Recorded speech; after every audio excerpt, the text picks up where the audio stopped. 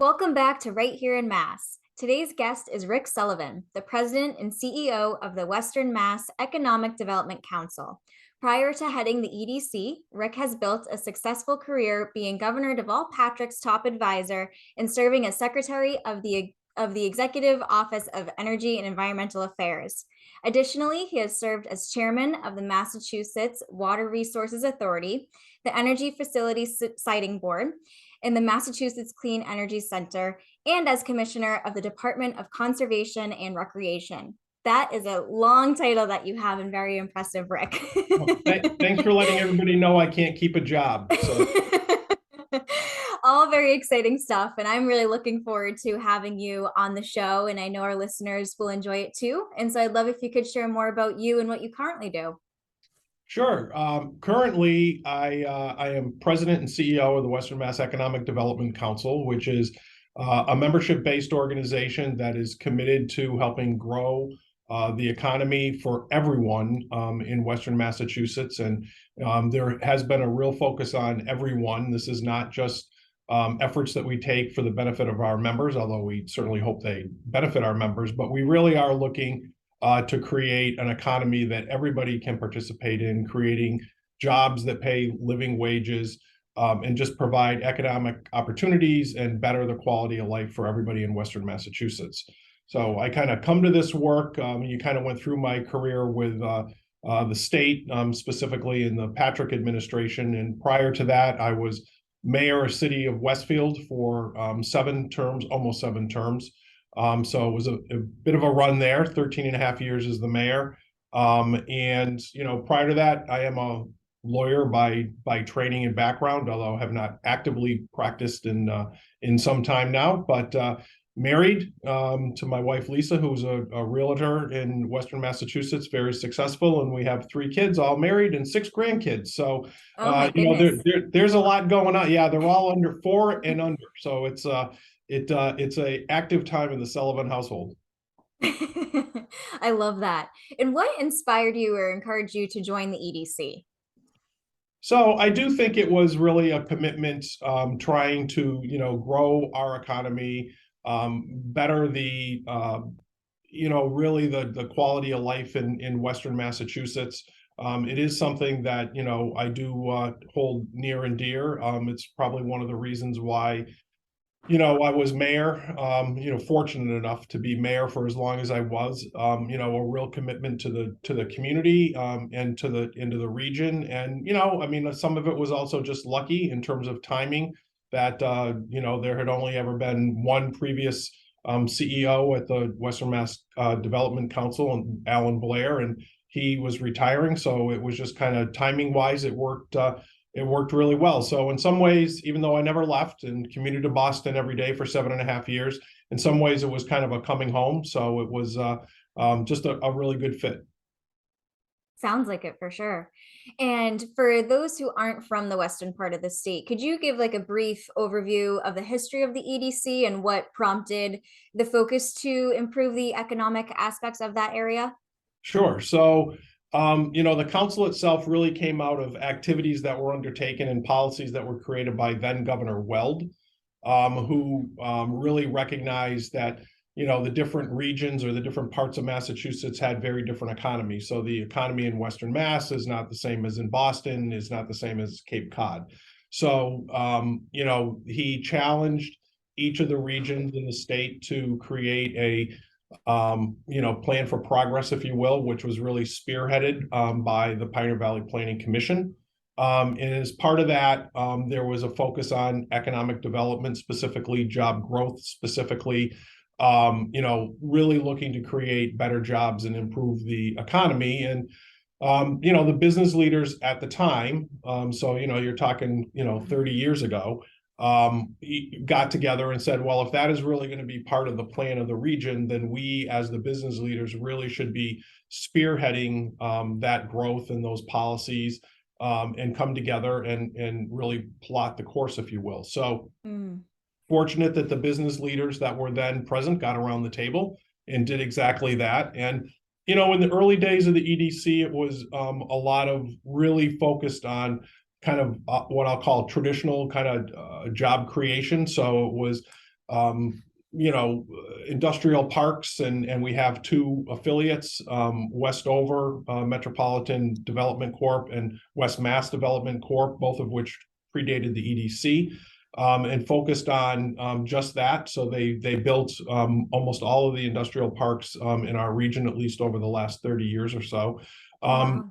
And yeah, and the business model was leasing of property, sales of property, in some cases building or rehabbing and having tenancies. So it was a true kind of development organization that was really focused on, you know, job growth in particular. Mm. Certainly bringing in businesses, growing businesses that are here, knowing that they contribute a lot to the economy in terms of certainly property taxes, but employment taxes. They make the contributions to the little leagues and the church groups and the Girl Scouts. And so, you know, understanding that, you know, the business really does a lot in the community in terms of having a positive spiral effect on our economy. So Mm. when I kind of came along, the board was really looking to kind of get a bigger seat at the table, if you will, statewide, in terms of helping to set policy on some of the bigger issues that certainly impact business, but also impact quality of life. So things like workforce development, taxation, the environment, public education, public health, you know, the things that when you sit there and say, why do you live in a region or a state, what are the things that define quality of life, and really looking to have a seat at that table. Mm. And that is something that Western Mass, I think, was missing in large part. And I think over the last, you know, 8 years that I've been here, I think we have increased our influence, and we do get called upon as an organization to have that seat and be part of that discussion, and really to elevate, if you will, the importance of Western Massachusetts in the statewide economy, and understand that we are different than Boston. You know, our economy sure is dependent on what happens in Boston in that kind of turnpike corridor, if you will. But our economy here in Western Mass is also as dependent upon the north-south. So the 91 corridor into Connecticut in particular, but, you know, even up to the north. Those are very important corridors for us that really, in many cases, having a company, you know, come to Connecticut close to our borders has much more opportunity in terms of people to live in Western Mass and work in Connecticut, or, you know, for our companies here to be in the supply chains of those Connecticut companies, even in many cases more so than if that company were to locate in Boston. So, you know, we are you know, as we kind of like to say, at the crossroads in New England. So we kind of are in the middle of things, but, you know, making sure that the policymakers and the elected officials are great, because we have a wonderful state delegation here from Western Massachusetts, but really, you know, the Boston-based elected or the statewide elected officials, they really need to understand that Western Massachusetts is different, and we need a voice at that table. Absolutely, which is really impressive to hear all that's happened in the past 30 years of the EDC. And I know that this might, I don't expect you to know this off the top of your head, but can you share any results or statistics that have come from that have, in terms of businesses coming to the area or job growth that's happened? Sure. I mean, again, I mean, I think if you look at almost all of the industrial parks in Western Massachusetts, you see who those tenants are. So, you know, I mean, the one that, you know, is going to come to the top of my mind first is C&S Wholesale Grocers, you know, came into Westfield in an industrial park that was owned and operated by West Mass Development Corp., which was a affiliate of the Western Mass Economic Development Council. So, you know, the work that's done on the private side of Westover Air Force Base is done by Westover Development Corp. And again, that's a current affiliate of Western Mass EDC. So you can pretty much, you know, drive around and take a look at the companies that are in those industrial parks. And for the most part, there's at least some role that we played at the EDC, having them come in. You know, we've been good partners with CRRC. You know, they're an EDC member, so the rail car company. MGM is one of the more recent, you know, companies since I've been here that have joined the EDC. So we certainly have been supportive of their mission and the work that they do and the job creation that they have in fact created. So that's what, we are not necessarily the ones that are going to be the first ones standing out front to say, hey, this happened because of us, but we tend to be more of a background organization that helps to coordinate, the tax incentives and the conversations that happen on the early end of the discussions, and then supportive of the company moving forward. Love that. And you had mentioned that businesses and organizations can become members of the EDC. So for our listeners who are based in Western Mass, can you talk more about what being a member entails and the benefits they'd receive? Sure. So, we've got about 93 members right now. So when I came in, we had about 56. So we have grown the organization in the last 8 years or so. And it really is the importance, I think, and the most important benefit, if you will, that a member gets is really to be around that table. So if you look at our board of directors, it is in our members for that matter, it is the CEOs, the presidents, the individuals that are the decision makers at the companies that are the members. And it is to have that voice heard. We are not we are not a chamber of commerce. We're very fortunate that the Springfield Chamber and the East of the River Chamber are both affiliates, and they do a lot more of the kind of networking, if you will, or the after fives and the breakfasts. And we do not have a kind of a list of membership, so there's not cheaper insurance by joining. This is really an ability to be able to come together with the other companies that really drive our economy here in Western Massachusetts and set that much larger agenda for the region. Mm. And as the president and CEO, what does your role specifically entail, and what would you say is your favorite part about that? So, it still is a role that, has me out in the community, working with businesses and trying to get through, if you want to call it red tape or the bureaucracy of coming in and locating a company here, to be able to go out and bring those parties together, and convene all of the different agencies that have a role to play in having a company come here, particularly when you're looking at incentives, whether it's at the local level and your mayors and your city councils, or whether it's at the state level for investment tax credits or whatever those might be, the different state agencies, kind of the alphabet soup, if you will, of state government, bringing them all together at one time in one meeting and one convening to be able to make that pitch and sell the region. So I think that is, a part of the job that I love. I mean, I certainly have, 93 members, and, every member has perhaps a slightly different definition of what value would be to them and why be a member. Some are certainly happy to look at it as almost a civic responsibility to be part of that conversation and understand that if the economy in the region does better, they as a business will do better. Right. Some members are going to be a little more transactional and want to see that, we've joined and we pay a membership fee. So, are we getting some business back either through direct policies or direct actions of the EDC, or perhaps maybe even from some of the other members that they've been introduced to. So, it does all depend.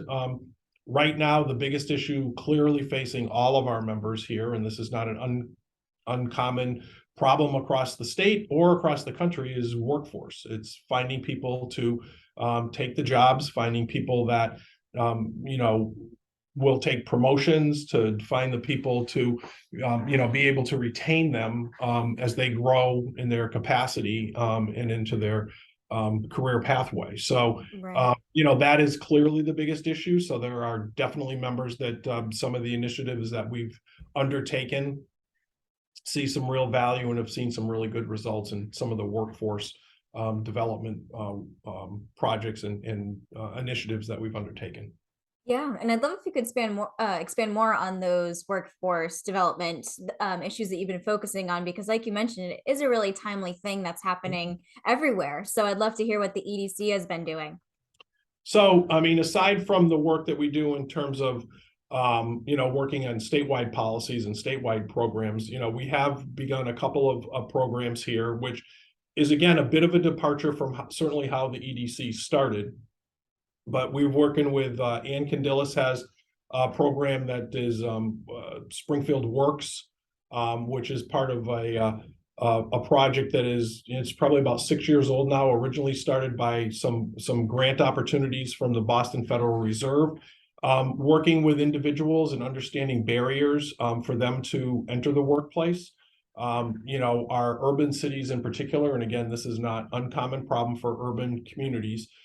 Many of the individuals are not participating in the workplace, and actually have not participated in some cases for generations in the workforce. And which doesn't mean they don't want to work or that there aren't some skills that they have. They may need some skills training and some upskilling, if you will.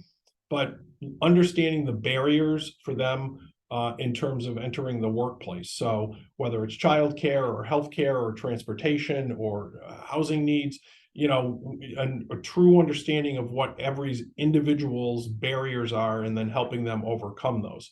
So, one of the things that's an offshoot of that work has been, we led the way. We were the authors of the Cliff Effect Bill in Massachusetts, which has created a pilot program, which will hopefully start this calendar year, which will look to bring individuals into the workplace that have not participated before, get them the skills that they need, get them, realistically, we're probably talking about an entry-level job, but then it's incumbent upon the employers, and by employers, we're talking our members, who then need to understand that that first job is great, but then there needs to be a career pathway so that that individual is now going to earn a living wage, which is not a minimum wage, it's a living wage.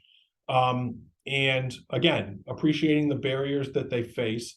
But the other thing that the pilot will do is it will hold the benefits that they currently receive as public benefits harmless. So it will basically freeze those and allow the person to work and still collect the benefits without a cliff effect. Because right now what happens is if that individual goes into the workplace and works even a part-time job at a minimum wage, their public benefits, whether it's housing, childcare, SNAP benefits, in some cases transportation or cash benefits, there's an immediate cliff. And so those benefits tail off rather dramatically, rather quickly. And so at the end of the day, there's no incentive to work. So what this program is looking to do, when we believe in the long run, it will in fact save the Commonwealth money in terms of less benefits being paid. And in the short run, we don't believe that, other than the administrative fees, we don't believe that it'll actually cost the Commonwealth any more money to freeze the benefits, allow the individual to work, get to that living wage, which we understand is probably going to take 2 or 3 years to get there realistically. Probably require some additional training and education. And we're very fortunate in Western Massachusetts to have a great sector of higher ed that's internationally known, and the quality is very good. All of whom are, for the most part, members of the EDC and active with us. So we've got the resources to be able to make this program work. So there will be that pilot that will be going at the same time as Ann's Working Cities Springfield Works program. And then we've got a third initiative, which is called the Anchor Collaborative, which has a workforce component to it, which is our anchors. And really any business could be an anchor, but we have kind of started with our larger companies. So the Bay State has clearly been the leader. Mark Kerouac has been really leading this initiative, and we're kind of, following his lead, if you will. But Big Y and UMass and a lot of our other colleges and universities are anchors, and they make a commitment to certainly procure locally, so bring smaller local companies into the supply chains where that's possible, but also to hire locally. And again, looking for an understanding that they may have to do some training in-house. They have to have a real understanding of the barriers the individuals are facing in order to get into and stay in the workplace.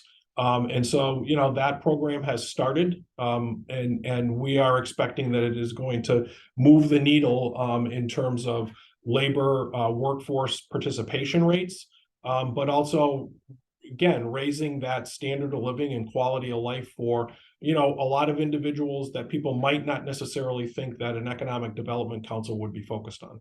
Yeah, I think it's amazing to hear all that you're doing. And I especially love the cliff effect bill where you mentioned that it gives people the opportunity to participate in the workforce without worrying about no longer having those benefits. So almost like they won't, of course, they'll have some stress in some sense, but I think less stress and less anxiety about how they're going to be able to afford things and about the barriers that they'll be having if they're given that opportunity to enter the workforce and still have those benefits to support them in that aspect. So I think that's truly remarkable. Yeah, and I mean, I think it's a real understanding of the fact that, you know, individuals make the best financial decisions for themselves and their families. Mm, And so, you know, there has not been a real incentive. In fact, there's actually a disincentive to go in and work or to maybe take a promotion or to stay in the workplace, where this kind of turns that on its head. And from a good business point of view, and that's the one thing, is that we've only asked companies to participate if it made business sense for them to do that. This is not charity work. mm, You know, it's a good business growth plan. But this actually now incentivizes people to come in and to work and to stay in the workplace, take that promotion. And so, you know, again, it's a pilot for a reason. We think it makes really good sense, but you know, you asked, you know, what kind of makes you tick in this job, or, you know, and this is one of those ones that I do think we're leading here. mm. And certainly Bay State and Big Y and all the other anchors I talked about are leading here, but I do think that we can make a real difference. Absolutely. And one of the things that you had mentioned earlier in this conversation was talking about selling points for getting businesses to come to the western part of the state. And I Mhm. imagine that those selling points vary depending on the business and their size. But what would you say are the selling points of Western Mass? So you know, gee, I'll put on my salesperson hat here. So, you know, aside from the obvious ones in terms of location, you know, we are obviously, I think, well situated. Certainly all the transportation options are here. Don't forget that, you know, Bradley International Airport, which even though it's in Connecticut, it is our regional airport. They are an EDC member. And that has grown, which is really good. So from a geographic standpoint, you know, I do think we're extremely well located. But then, you know, if you look at the cost of doing business, it is cheaper here. It is, Mm, just because our name ends in Massachusetts doesn't mean it's the same price as doing business in Boston or Cambridge or Somerville. It's not. right. It's less expensive. You can get, you know, kind of more bang for your buck, if you will. And that includes power rates, particularly if you look at some of our municipal gas and electrics that we have here in the region. We can be competitive. You know, we're never going to be cheaper, you know, than Oklahoma, if that's what you're looking at, and that's the only thing that matters to you. I'm not going to be able to get to that number, but I can get competitive with many other parts of the country on power costs. And then, you know, we have, again, I mentioned it before, but you know, we have, you know, a really quality sector of higher education. Mm, And that's really two things, I think, for a company. Number one is many of the companies, depending on what sector they're in, but many of the companies are interested in research and development. And so they want to be close to where they can do that work, and stay on top of the latest trends. So, you know, I mean, obviously UMass Amherst is the flagship university for the Commonwealth, and you know, they are steeped in research and development across many sectors, whether it's clean energy or manufacturing, water technology. I mean, it really goes across all the different sectors. And you know, we've got many other colleges and universities, whether it's Smith or Western New England, and I'm going to get in all kinds of trouble with my members here because I don't mention all their names, but you know, they all have something to offer when it comes to research and development. And you know, as importantly, right now, when people talk about talent and needing employees and the people they're looking for, it's the students that are sitting in their classrooms. That is the right. talent. So you know, come to where the talent pool is. And I think Western Massachusetts can make a very compelling case that, you know, we can help produce the workforce that you're looking for. And, you know, while we would certainly like them all to stay here and grow and prosper, We understand some are going to move away. Hopefully, when they come back and decide they want to raise a family, they will come back and take a look at Western Mass again. And that's the other thing, is that we have a quality of life here that I think is envious of. Many people will be envious of. And again, it's cheaper to live here. But we have outdoor recreational opportunities. We have great travel tourism venues. It's a rich culture out in Western Massachusetts. So there's a lot to offer. And when you define the quality of life issues, you really do have it all here in Western Massachusetts. And if we don't have it right here, guess what? You can get to the seashore in an hour. So, Yep. it is really truly all here. And you can get to Boston and New York, or you can go, take a hike up in the mountains. So, it is an attractive package. Right now, not only is it a great place to come and visit from a travel and tourism point of view, it's a great place to live. And guess what? We have jobs. So I do Yeah. think it's a compelling argument for Western Mass. Well, you sold me. There you go. And one of the things that you mentioned was travel and tourism. And I'm specifically thinking of the fall with the beautiful foliage that you see out in Western Mass. And so, is that something that you support your members or the economy out there with? Is like the seasonality that they might see where things are super busy at one time of year and maybe kind of veering off and falling down a little bit later on in the year?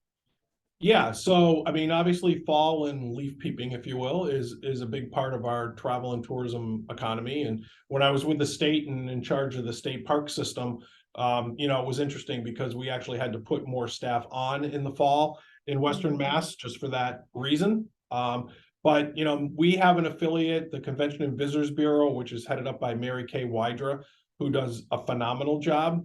So we absolutely support her efforts in terms of travel and tourism. And they do a lot of outside marketing and look, as opposed to internal. They're really more external, trying to bring people in Mm. and turning the day visitor into an overnight visitor or a weekend visitor or a week. You can fill the schedule here, whether you're going to Yankee Candle or the casino or Seuss or the Basketball Hall of Fame. I mean, the list is kind of endless. There's a lot of things to go on, and throw in a fun ride at Six Flags as well. So we support Mary Kay, but her organization, which is again an affiliate, is really focused just on that travel and tourism and hospitality sector. So in that one, we kind of leave that to the experts, and we play much more of a supporting role. But we do absolutely recognize hospitality, travel and tourism, Convention and Visitors Bureau as a really important sector in Western Mhm. Massachusetts, and one that I think is growing, and one that Mary Kay and her team do a great job promoting. Yeah, and you've mentioned affiliates a few times, and I think that's wonderful that you partner with many other organizations and understand that it's not just a silo, but really knowing that all coming together can make a huge difference for businesses and individuals in the area. Yeah, and that's kind of the role we like to play. I'm going to quote Charlie Demore, who's a member, but he likes to remind us that we have a convening role to play at the EDC, which is to bring everybody together, everybody that does some aspect of economic development, and hopefully get everybody onto the same page and working together, and certainly not working in opposition to anybody, and to be supportive where we can of all the work that they do, so that at the end of the day, we're all working in the same place for the same reasons, and hopefully we can get better results when we kind of amplify our work and our voices. Absolutely. And over the past several months, there's been talks of a potential recession, which has caused many businesses to make various decisions on based on how that might impact them. Has that been something that your members have brought up to you and have like sought support with? Sure. I mean, we're always trying to, find out what the pulse of certainly our members are, but Mm. statewide, and in terms of a recession, it would really be national, right? So, Mm. people are cautious, I think, for the most part. Business people really like to have the economy and the stock market and all the other indicators out there to be stable, and don't like surprises. but I think everybody understands nowadays that you also need to be pretty nimble. You certainly saw it during the COVID, particularly in the beginning when you had some of our manufacturers that, they weren't going to be making some of the products that they made because there wasn't a need for it at the moment. They kind of pivoted and started to do PPE, what is the screening or masks. So they started to move pretty quickly. So I think we're fortunate in Western Massachusetts to have in this case, a strong manufacturing component, which you don't see everywhere as part of our economy. And they're also nimble enough to be able to move. But I think probably most everybody would tell you they're cautiously optimistic, but certainly when they're talking about that cautious part, they've got an eye towards what's happening. And are we going to get a recession? What's happening with the interest rates, and how that impacts consumer confidence and consumer spending. And I think the next few months are certainly going to be important to that analysis. Absolutely. And you had mentioned the plans that you currently have to focus on workforce development. Are there any other exciting projects that you're really looking forward to bringing to life through the EDC? Yeah, I think that there's a real opportunity. I do think that we need to, as certainly as an economy, but even as a population in Western Mass, I do think we need to grow. I think there has to be a growth component to everything because, somebody significantly smarter than me said, if you're not growing, you're dying. And, we've seen our population trends in Western Mass, in some cases decline or be flat, and, very little growth in a couple of communities, mostly because of immigration. But I do think, one of the things that we can do to help that is to look at getting more active in a couple of sectors, if you will, that we have not particularly participated in the past. So I think the investments that are being made in cyber are important. So you're going to see a new cyber center over at the Union Station in Springfield, which will be part of a statewide network. We are going to be one of the few standing centers in the state. So I think that that's going to, again, be an attraction. And that is going to really be focused on probably 4 aspects to it. There certainly is a higher ed component to it in terms of education and educating the workforce around cyber. And let's be honest, cyber breaches and security, that issue is not going to go away probably ever. And so we got to try to have the good guys a little bit ahead of the bad guys. And so, that work is going to be state of the art. So I think there's a real role for our colleges and universities. STIC will be the financial lead, but BayPath has played a huge part early on here, as UMass will as well. And again, we'll call on all the colleges and universities. So ELMS and AIC and everybody else will absolutely have a part to play here in Westfield State University. So they will all, as well as the other community colleges. So there'll be a higher ed component for sure.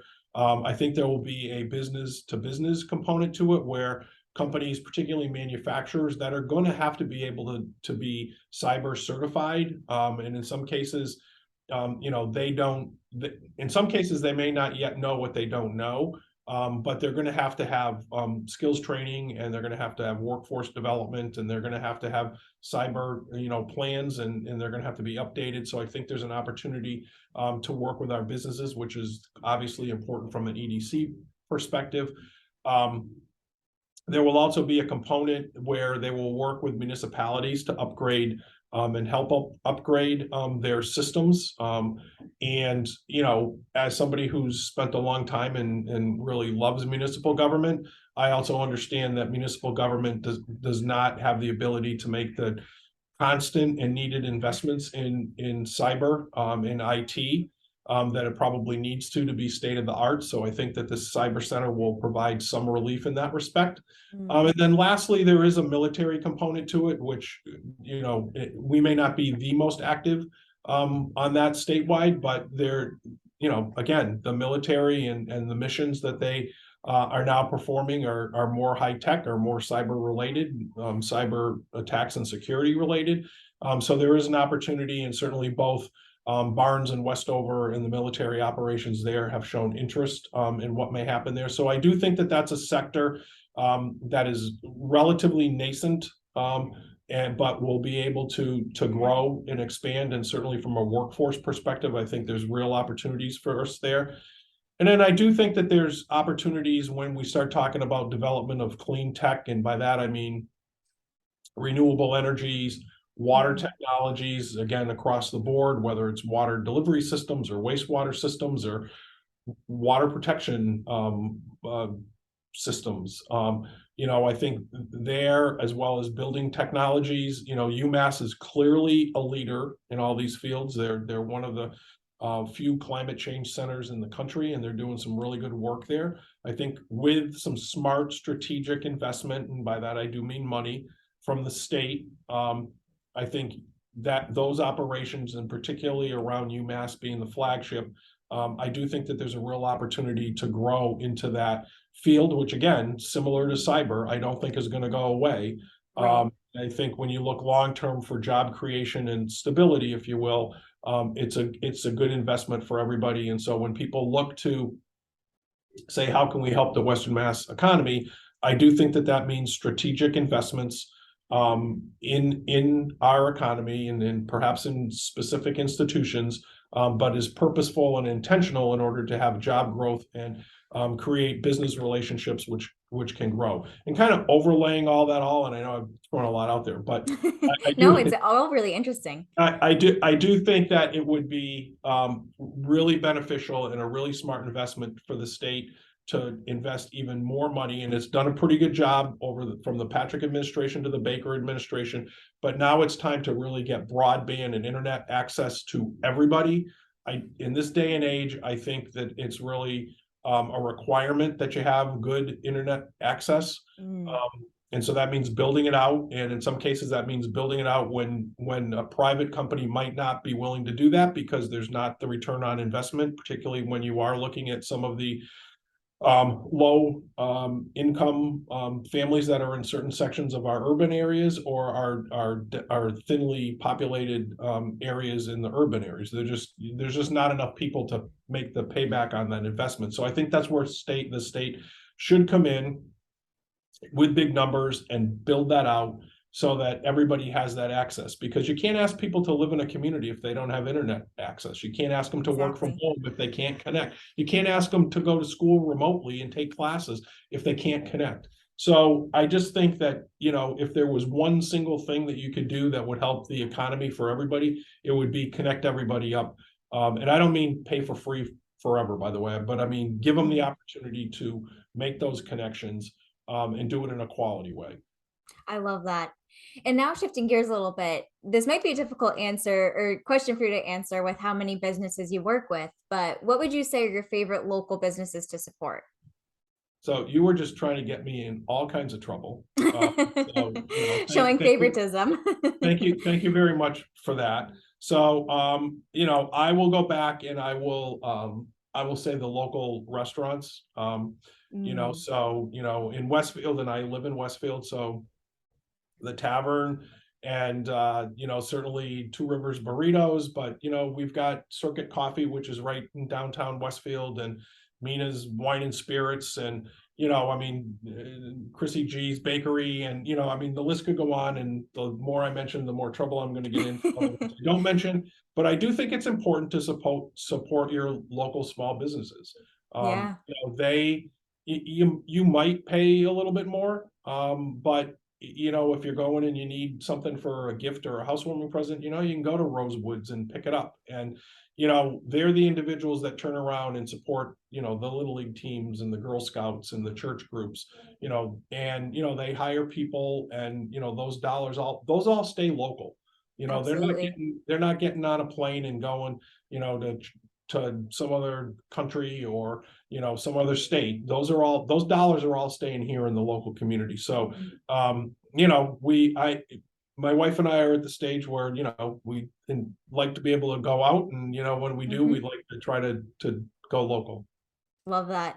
Rick, this has been such an awesome episode. You're extremely insightful with all that you're doing with the EDC, and I've loved learning about all that you've been a part of and all the projects that you're working on. And I'd love if you could share with our listeners where they can find you or connect with the EDC online in case they'd like to learn more. Well, westernmassedc.com is the website, and we do have a free newsletter, and we actually just published for the first time, board driven. Shout out to my Vice President, Chief of Staff, Ziamara Delabato, who put together our first ever annual report. So we're happy to send that along as well. So Awesome. And I will link to those in the show notes in case our listeners missed out. They can click through there. But Rick, thank you so much again for coming on today. thanks for the opportunity.